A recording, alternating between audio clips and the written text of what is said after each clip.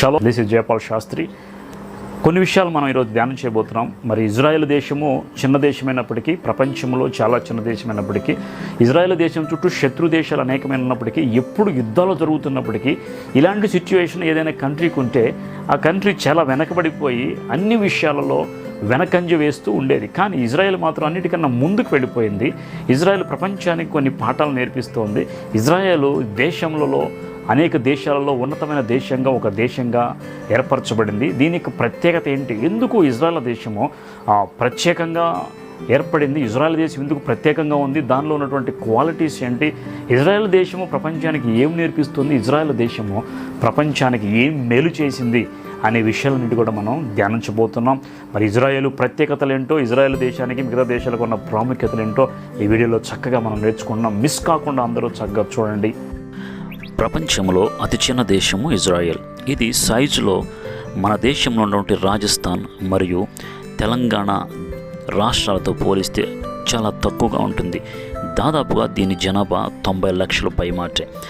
శక్తివంతమైన దేశం అంటే ఇది పుట్టిన వెంటనే దాదాపుగా దాని చుట్టూ ఉన్నటువంటి 7 అరబ్ దేశాలన్నీ కూడా 6 రోజుల్లో యుద్ధం చేసి ఎంత ప్రయత్నించినా దీనిని ఓడించలేకపోయింది. కాబట్టి చాలా శక్తివంతమైన దేశము ఇది. వ్యవసాయంలో దీన్ని మించింది కూడా ఏదీ లేదు. ఎడారిలో పంటలు పండిస్తారు, కనీసము త్రాగడానికి వాళ్ళు నీళ్లు లేకపోయినా. మిల్క్ ప్రొడక్షన్లో ఇజ్రాయెల్ నెంబర్ 1. మెయిన్ వన్ డేలో దాదాపు 40 నుండి 80 లీటర్లు ఇచ్చే పశువులు ఉన్నాయి. ఎక్కువగా పోస్ట్ గ్రాడ్యుయేట్స్ ఉన్న దేశం కూడా ఇదే.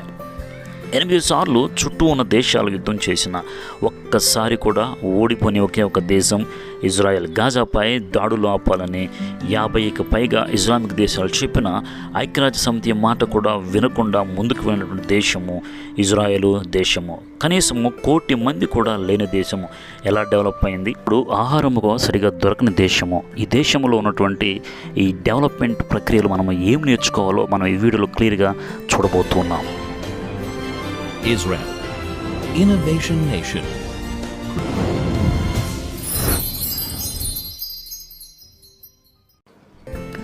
ఇజ్రాయెల్ దేశం గురించి మనం ఆలోచిస్తే 1948వ సంవత్సరం మే 14న అది స్వతంత్ర దేశంగా ఏర్పడింది.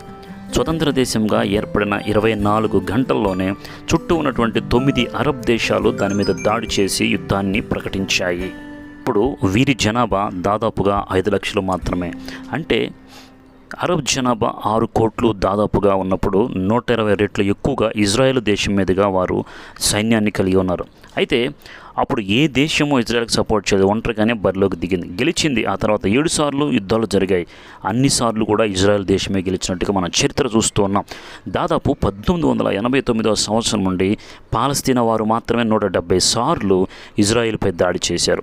ఎప్పుడు ఎవరు అటాక్ చేస్తారో తెలియనటువంటి పరిస్థితుల్లో, ఎటు నుండి ఎవరు వస్తారో తెలియని స్థితిలో ప్రతి సంవత్సరాలకైనా ఒక యుద్ధం జరుగుతూ ఉంటుంది. ఇలా ఉన్న దేశము ఏ విధంగా డెవలప్ అవుతుంది? కానీ మనం ఇజ్రాయెల్ దేశం గురించి మనం ఆలోచించినట్టయితే, సైన్స్ అండ్ ఎడ్యుకేషన్ గురించి మొదటిగా మనం ఆలోచిస్తే అక్కడ దాదాపు 99% మంది ఇజ్రాయిల్ అందరూ కూడా చదువుకున్న వారే. మనకులాగా బట్టి చదివేవాళ్ళు చాలా తక్కువ. 1960 సంవత్సరం నుండి ఇంతవరకు దాదాపుగా 13 మందికి పైగా నోబెల్ ప్రైజెస్ పొందుకున్నారు. 140 కోట్ల పైగా ఉన్న జనాభా ఉన్న మన ఇండియా దేశంలో 1930 తర్వాత సైన్స్లో ఒక్క నోబెల్ ప్రైజ్ కూడా ఇంతవరకు రాలేదు. దాదాపు 2004 సంవత్సరం నుండి సైన్స్లోనే 6 నోబెల్ ప్రైజెస్ వచ్చాయి. అన్ని అరబ్ దేశాలు సంపాదించిన దానికన్నా ఇజ్రాయెల్ దేశం సంపాదించిందే ఎక్కువ. టాప్ 100 యూనివర్సిటీలో ఇప్పటివరకు కూడా ఇజ్రాయెల్ దేశంలోనే 3 యూనివర్సిటీస్ ఉన్నట్లుగా మనం చూస్తున్నాం. సొంతగా ఉపగ్రహాలు తయారు చేసేటువంటి స్పేస్లోకి పంపినటువంటి ఘనత 10 దేశాలకు మాత్రమే ఉంది. అందులో ఇజ్రాయెల్ కూడా ఒకటి. 1988 నుండి ఇప్పటి వరకు 13 ఉపగ్రహాలు పంపించింది.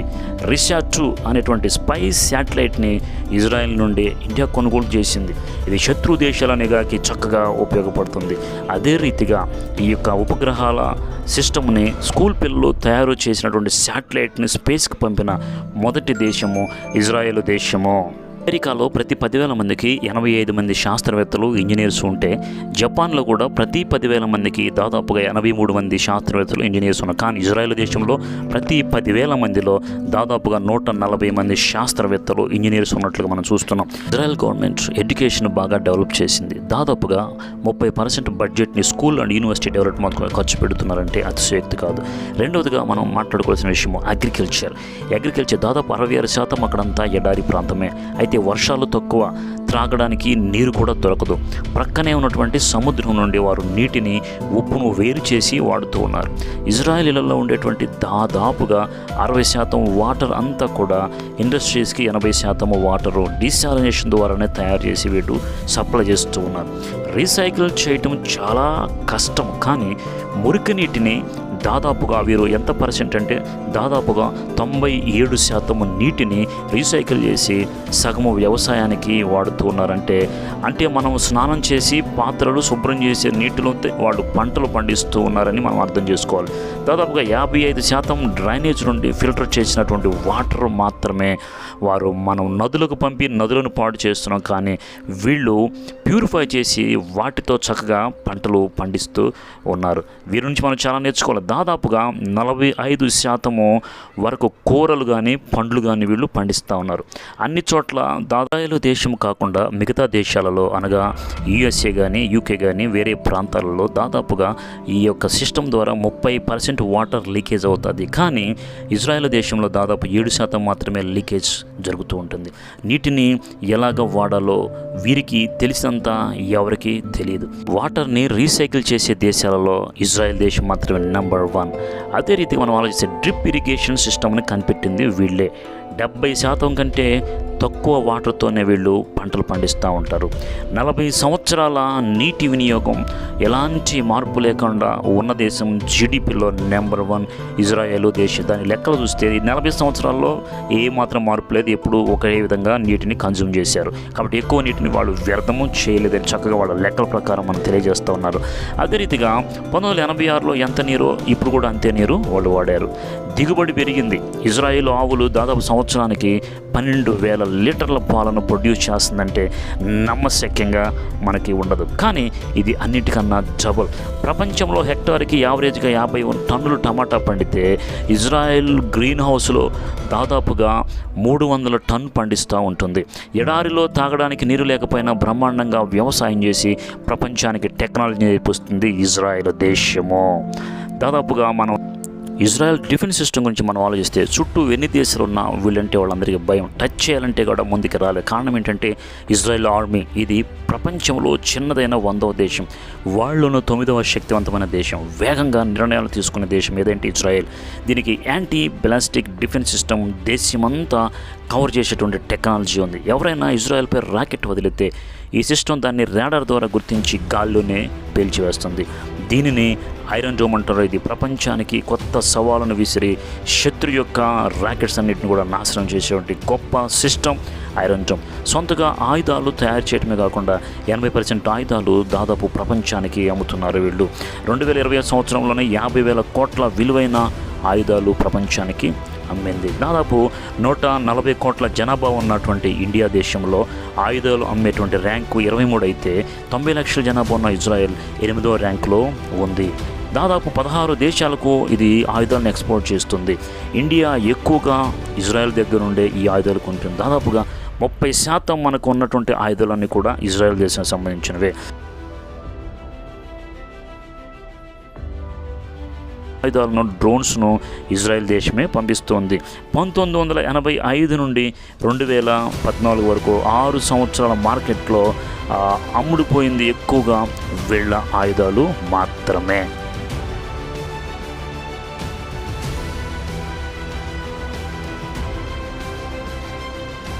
దాదాపుగా 90 లక్షల పైగా ఉన్న జనాభా ఉన్నటువంటి ఈ దేశంలో 35 లక్షల మంది ఆర్మీలో పనిచేస్తారంటే అతిశయోక్తి కాదు. ఆ దేశంలో పుట్టినటువంటి అబ్బాయి అయినటువంటి అమ్మాయి అయినా తప్పకుండా ఆర్మీలో పనిచేయాలి. దాదాపుగా పురుషులు 3 సంవత్సరాలు, స్త్రీలు 2 సంవత్సరాలు. అది పేదవాడైనా ధనికుడైనా, అది సినిమా యాక్టర్ అయినా, పిల్లలైనటువంటి వారి పిల్లలు, అధ్యక్షుల పిల్లలైనా కానీ ప్రతి ఒక్కరూ ఆర్మీలో ఖచ్చితంగా పనిచేయాలి. అందుకే వారికి దేశభక్తి చాలా ఎక్కువ. 18 సంవత్సరాల వయసులో ఉన్న దేశం అంటే వాళ్ళకి తెలుస్తుంది కాబట్టి ప్రతి ఒక్కరికి ఆర్మీ అనుభవం అనేది, గన్ను వాడటం అనేది వాళ్ళకి తెలుసు. అంటే ఇజ్రాయెల్ దేశమంతా కూడా సైన్యమే. ప్రతి ఒక్కరు యుద్ధంలో ఒక సైనికుడిగా మార్చబడుతూ ఉంటారు. స్టార్టప్ కంపెనీ గురించి మనం ఆలోచిస్తే చుట్టూ శత్రువులు ఉన్నప్పటికీ ఇజ్రాయెల్ దేశంలో ఉన్నటువంటి స్టార్టప్ కంపెనీలకు మంచి బేస్ ఉంది. ఎందుకంటే ప్రపంచంలో ఫస్ట్ మొబైల్ మోటరోలా తయారు చేసింది ఇక్కడే. మొదటగా వాయిస్ మెయిల్ని డెవలప్ చేసింది కూడా ఇక్కడే. మొదటగా కంప్యూటర్ వైరస్కి యాంటీవైరస్ని కనిపెట్టింది కూడా ఇక్కడే. వేజ్ అనేటువంటి దాన్ని గూగుల్ కొనుక్కుంది. తర్వాత మొబైల్ ఐ అనేటువంటి దాన్ని ఇంటెల్ కొనుక్కుంది 2013 సంవత్సరంలో. అనేక స్టార్టప్ కంపెనీలకి పుట్టినిల్లు ఇజ్రాయెల్ దేశం మాత్రమే. మనం చూడొచ్చు అనేకమైనటువంటి స్టార్టప్స్. అదే రీతిగా IBM, మైక్రోసాఫ్ట్, యాపిల్ లాంటి 50% కంపెనీలన్నీ కూడా R&D సెంటర్స్ని ఇజ్రాయెల్లోనే స్టార్ట్ చేశారు. కాబట్టి ఇజ్రాయెల్ దేశము చాలా ప్రాముఖ్యమైనటువంటి గ్లోబల్ స్టార్టప్ ఎకోసిస్టమ్ అనేది కూడా ఇజ్రాయెల్ దేశంలో మనము చూడగలము. ఇజ్రాయెల్ దేశము ఇంతగా డెవలప్ అవడానికి మరొక కారణం మొసాద్ అంటే మరణం అని అర్థం. ఎందుకంటే ఇజ్రాయెల్ని మోసం చేయాలనుకున్న వారిని ఏది కూడా ఈ మొసాద్ అనేది ఎప్పటికీ వదలదు. దాదాపుగా ప్రపంచంలో టాప్ 5 కూడా చేరే సంస్థల్లో ఈ మొసాద్ అనేది ఒకటి. ఎవరైనా ఎక్కడైనా దాక్కున్నప్పటికీ వెతికి మరీ చంపుతుంది. 1960 సంవత్సరంలో వేల మంది యూదుల చావులకు గురైనటువంటి అడాల్ఫ్ ఎయిచ్మ్యాన్ అటువంటి అర్జెంటీనాలో దాక్కుంటే అతను వెతికి పట్టుకొని ఇజ్రాయెల్కి తీసుకొచ్చి మరి చంపేసింది. ఈ విధంగా పగ తీర్చుకుంటుంది. 1972 సంవత్సరంలో 11 మంది ఇజ్రాయెల్ ఒలింపిక్ ప్లేయర్స్ దాదాపు పాలస్తీనా ఉగ్రవాదులు చంపితే దానికి కారణమైన వారిని వెతికి మరీ చంపింది మొసాద్. 1976 సంవత్సరంలో 94 మంది ప్రయాణం చేసే విమానాన్ని టెర్రరిస్టులు హైజాక్ చేస్తే 90 నిమిషాల్లో ఇజ్రాయెల్ ఆర్మీ వెళ్ళి వాళ్ళని కనిపెట్టి తీసుకొచ్చింది. తర్వాత రీసెంట్గా ఐరన్ న్యూక్లియర్ సైంటిస్ట్ ఫకీర్ జర్డెన్ను 3 నిమిషాలలో రిమోట్ గన్ వాడి తన కుటుంబాన్ని చంపేసింది మొసాద్. అంటే అంత గొప్ప సంస్థ ప్రపంచంలో ఏదీ లేదంటే ఇజ్రాయెల్లో మాత్రమే ఈ మొసాద్ అనేది ఉంది. నెక్స్ట్ ఇజ్రాయెల్ గురించి మనం చెప్పుకోవాలంటే దాదాపుగా అందులో ఇంకొక ప్రాముఖ్యమైనటువంటిది సైబర్ సెక్యూరిటీ. దాదాపుగా 500 పైగా సైబర్ కంపెనీస్ అన్నీ కూడా ఇజ్రాయెల్ దేశంలోనే ఉన్నాయి. దాదాపు ప్రపంచంలో 7,000 కోట్ల సైబర్ సెక్యూరిటీ కంపెనీస్ అన్నీ కూడా ఇక్కడే ఉన్నాయి. కాబట్టి 33% ఇజ్రాయెల్ దేశంలో ఉన్నాయంటే అతిశయోక్తి కాదు. ప్రతి సంవత్సరము 70,000 కోట్ల విలువైన సైబర్ సెక్యూరిటీ సొల్యూషన్స్ని వేరే దేశాలకు అమ్ముతుంది ఇజ్రాయెల్. ప్రపంచంలో సైబర్ సెక్యూరిటీ కోసం ఖర్చు పెట్టే ప్రతి 100 రూపాయల్లో 40 రూపాయలు అనగా 40% ఇజ్రాయెల్కే మనీ రూపంలో వస్తుందంటే మనం ఆశ్చర్యపడాల్సిన అవసరం లేదు. ఇదే కాకుండా ఇది ఎదగడానికి గొప్ప బలమైన కారణము. కాలేజీలో స్టూడెంట్స్కి ఇదొక సబ్జెక్టుగా సైబర్ సెక్యూరిటీలో మొట్టమొదటిగా PhD ఇచ్చినటువంటి మొదటి దేశము ఇజ్రాయెల్ దేశము మాత్రమే. ఇప్పటికీ 24 దేశాలు ఇజ్రాయెల్ని ఒక దేశంగా ఒప్పుకోవట్లేదు. కానీ 1947లో ఇజ్రాయెల్కి వ్యతిరేకంగా ఓట్ చేసిన వాళ్ళు వీళ్ళంతా. ఇండియా కూడా ఇజ్రాయెల్కి వ్యతిరేకంగా 1947లో ఓట్ చేసింది ఇజ్రాయెల్ దేశంగా ఏర్పడడానికి వీలు లేదు. ఇంతటి వ్యతిరేకత ఉన్నటువంటి ఇజ్రాయెల్ దేశము ఈ విధంగా ఎలాగా వ్యవసాయంలో చక్కగా డెవలప్ అయింది, వాటర్ని ఎలాగా డ్రిప్ సిస్టమ్ తీసుకొచ్చింది, ఎలాగ వాటర్ని రీసైకిల్ చేస్తుంది, పంటలు ఎలా పండిస్తుంది అని ఆలోచిస్తే చాలా అద్భుతమైనటువంటి రీతిలో మనం వాటిని గమనించవచ్చు, చూడవచ్చు. ఇజ్రాయెల్ దేశం గురించి చాలా విషయాలు మనము నేర్చుకోవచ్చు.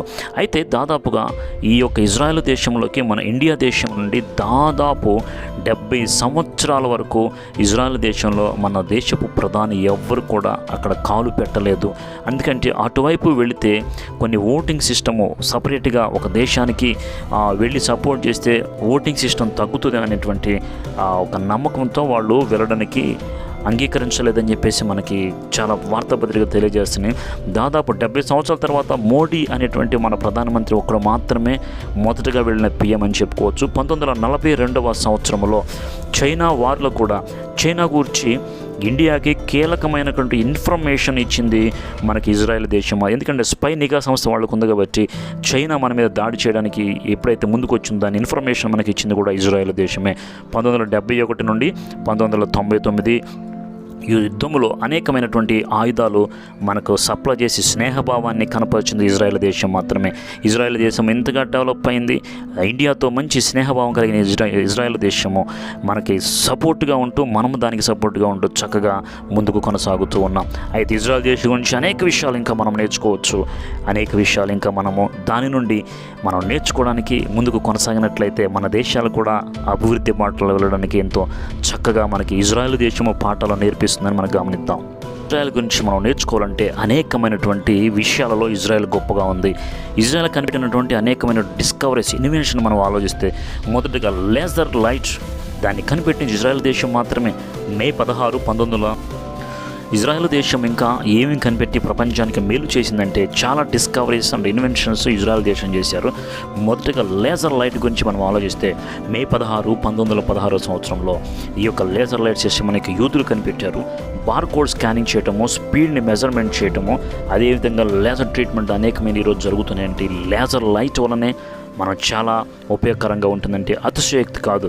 అదే రీతిగా పీస్ మేకర్ గురించి మనం ఆలోచిస్తే జూయిష్ అమెరికాలో ఉంటున్నటువంటి ఒక జూయిష్ శాస్త్రవేత్త పాల్ అనేటువంటి ఆయన 2011 సంవత్సరంలో లైఫ్ సేవింగ్ కోసం అనగా హార్ట్కి అరేంజ్ చేసేటువంటి, హార్ట్కి సెట్ చేసేటువంటి పీస్ మేకర్, దీని ద్వారా అనేక మంది ఒక గుండె జబ్బులు ఉన్నవాళ్ళు ఈ పీస్ మేకర్ను ఉపయోగించుకొని ఇది ఒక మెడికల్ మిరాకిల్, దీని ద్వారా అనేక రోజులు బతకడానికి అవకాశం ఉంది. కాబట్టి ఈ పీస్ మేకర్ సిస్టమ్ని కనిపెట్టింది కూడా ఇజ్రాయేలీలే.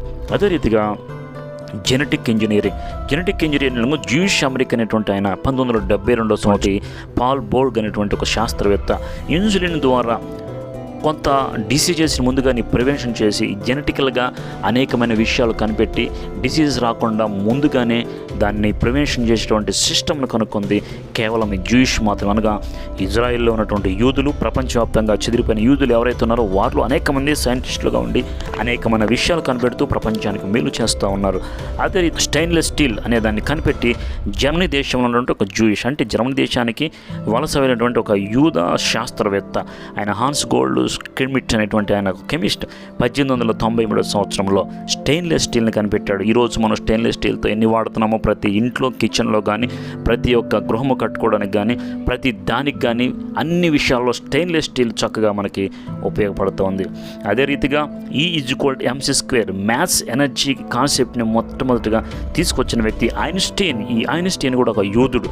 ఇదనుకున్నటువంటి బ్రెయిన్ ఈ దేశంలో, ప్రపంచంలో ఎవరికి లేదు. ఐక్యూ పవర్ చాలా ఎక్కువ ఐన్స్టీన్కే ఉందని చాలామంది మన పుస్తకాలు చదువుకుంటున్నాం. అలాగే అటామిక్ బాంబులు క్రియేట్ చేయడానికి కూడా E=mc² అనేటువంటి ఒక E=mc² అనేటువంటి ఫార్ములా కూడా మనకి ఉపయోగపడింది. కాబట్టి ఆల్బర్ట్ ఐన్స్టీన్ ఒక యూదుడు. అదే రీతిగా ప్రపంచంలో దాదాపు 1800 సంవత్సరంలో కలరా అనేది బాగా వ్యాప్తి చెంది దానివల్ల అనేక మంది మరణిస్తూ ఉంటే అప్పుడు వాల్డిమర్ హాఫ్కిన్ అనేటువంటి ఒక వ్యక్తి, ఆయన యూదుడు, ఈయన కనిపెట్టినటువంటి ఒక వ్యాక్సిన్ 1893 సంవత్సరంలో 1893 సంవత్సరంలో ఈయన ఒక వ్యాక్సిన్ కనిపెట్టాడు. అప్పటి నుండి కలరా అనేది మటుమైపోయింది. 1893లో వ్యాక్సిన్ కనిపెట్టిన తర్వాత వాళ్ళు ఇండియానికి రీలొకేట్ చేశారు. అప్పటి నుండి కలరా వ్యాధి ఇండియా ప్రపంచవ్యాప్తంగా ఉన్న వ్యాధిని, అదే రీతిగా మన ఇండియాకు కూడా పర్సనల్గా మేలు చేసిన వ్యక్తి ఈ శాస్త్రవేత్త, యూదా శాస్త్రవేత్త. కాబట్టి ప్రపంచానికి యూదులు చాలా మేలు చేశారని మనం వీటి ద్వారా మనం గమనించవచ్చు. అదే రీతిగా ప్రపంచవ్యాప్తంగా పోలియో వల్ల చాలామంది మరణిస్తూ ఉన్నారు. ఈ పోలియోతో మరణించేటువంటి వారందరినీ కాపాడాలనేటువంటి ఉద్దేశము ఒక శాస్త్రవేత్తకి, కార్ల్ ల్యాండ్స్టైనర్ అనేటువంటి ఒక వ్యక్తి శాస్త్రవేత్త 1908 సంవత్సరంలో 7 సంవత్సరాలు పోలియో వ్యాక్సిన్ని దీన్ని ఆయన డెవలప్ చేశారు. ఇది ప్రపంచాన్ని మొత్తాన్ని మార్చేసింది. ఇండియాలో పోలియో బారిన పడి అనేక మంది చనిపోతున్నారు, కాళ్ళు చేతులు వంకరగా పడుతున్నారు, కుంటివాళ్ళు అయిపోతున్నారు. కాబట్టి ఇండియా దేశంలో ఈ సంవత్సరంలో దాదాపు 19వ శతాబ్దంలో అనేక మంది పోలియో పడుతూ దాని బారిన పడి కుంటివాళ్ళుగా మారిపోతున్న నడవలేని స్థితిలో ఉన్నటువంటి వారికి ఇది ఒక వరం ఇచ్చినటువంటి వ్యక్తి ఆయన కార్ల్. ఇతనే పోలియో వ్యాక్సిన్ కనిపెట్టి మన ప్రపంచ దేశాల్లో ఉన్నటువంటి అనేక మందికి మేలు చేశాడు. ప్రత్యేకంగా ఇప్పుడు ప్రతి చిన్నవాళ్ళకి ప్రతి సంవత్సరం చిన్నపిల్లలకి 5 సంవత్సరాల పిల్లలకి ప్రతి సంవత్సరం పోలియో డ్రాప్స్ చేస్తూ ఉన్నారు. ఈ పోలియో డ్రాప్స్ కనిపెట్టింది ఆయన కేవలం కార్ల్ అనేటువంటి శాస్త్రవేత్త, ప్రపంచానికి మేలు చేసినటువంటి శాస్త్రవేత్త. అదే రీతిగా న్యూక్లియర్ వెపన్స్ రాబర్ట్ ఓపెన్హీయన్ అనేటువంటి ఒక ఆయన న్యూక్లియర్ వెపన్స్ కనిపెట్టాడు. ఈయన జూయిష్ అమెరికన్ సైంటిస్ట్, అంటే యూదా జాతి నుండి వచ్చినటువంటి ఒక శాస్త్రవేత్త అమెరికాలో ఉండి ఈయనటువంటి చేసినటువంటి ప్రయోగాలలో న్యూక్లియర్ వెపన్స్ని తయారు చేశాడు. 1945వ సంవత్సరంలో మొట్టమొదటిగా తయారు చేసినటువంటి అణుబాంబును హిరోషిమా నాగసాకి మీద అమెరికా వాళ్ళు ప్రయోగించారు. ఈ యొక్క బాంబును కనిపెట్టినటువంటి వ్యక్తులు కూడా దాదాపుగా యూదులు మాత్రమే.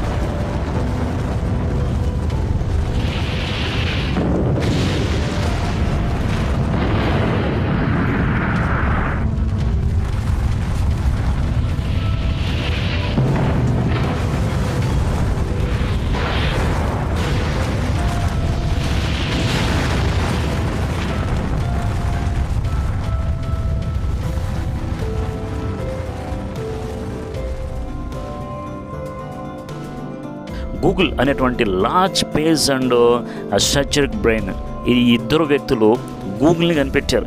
ఈ గూగుల్ని కనిపెట్టినటువంటి ఈ ఇద్దరు వ్యక్తులు కూడా ఈరోజు ప్రపంచానికి ఎంత మేలు చేశారంటే, వీళ్ళిద్దరూ కూడా జూయిష్ కోవర్కర్స్ స్టూడెంట్స్ అనమాట. వీళ్ళిద్దరూ స్టూడెంట్గా ఉన్నప్పుడు 1988లో స్టాన్ఫోర్డ్ యూనివర్సిటీలో చదువుతూ వీళ్ళు ఏం చేశారంటే, ఒక చిన్న హౌస్లో వాళ్ళిద్దరూ కలిసి, యూదులు కలిసి గూగుల్ని కనిపెట్టారు. ఈరోజు గూగుల్ అనేది మనకి ఎంత మేలు చేస్తుందో, ఈ యొక్క కంప్యూటర్ ప్రపంచంలో ప్రతి ఫోన్లో కానీ ప్రతి కంప్యూటర్లో కానీ ఏదైనా తెలుసుకోవాలంటే మనకి గూగుల్ అనేది ఎంతగా ఉపయోగపడుతుందో, తెలియని విషయాలు తెలుసుకోవడానికి. అలాగే మెయిల్ సిస్టమ్ కానీ, అదే రీతిగా యూట్యూబ్ మనం ఎలాగైతే చూస్తున్నాం, యూట్యూబ్ కానీ, ఇవన్నీ కనిపెట్టింది దాదాపుగా యూదులు. ఇంకా మనం చెప్పుకున్నది చాలా తక్కువ, యూదులు కనిపెట్టినవి చాలా ఎక్కువగానే ఉన్నాయి. వాటన్నిటి గురించి ఆలోచిస్తే యూదులు ప్రపంచానికి మేలు చేశారు, కానీ కీడు మాత్రము చాలా తెలివైన వాళ్ళు, దైవభక్తి కలిగిన వారు, దేవుని భయం కలిగిన వారు, దేవుడు వారి పక్షంగా ఉండి వారందరినీ కూడా నడిపిస్తూ ఉన్నాడు. కాబట్టి యూదా దేశం కోసం, ఇజ్రాయెల్ దేశం కోసం మనం ప్రార్థన చేద్దాం. అక్కడ యుద్ధాలు ఆగిపోవాలని, అక్కడ అనేక మంది ప్రశాంతంగా జీవించాలని, పాలస్తీనా యూదా జాతి కలిసి జీవించి చక్కగా మానవ సంక్షోభం లేకుండా మానవులంతా ఒకటైనటువంటి రీతిలో వారందరూ సమాధానంగా బ్రతకాలని చెప్పేసి మనందరం కూడా ఆ భగవంతుని ప్రార్థన చేద్దాం. God bless you.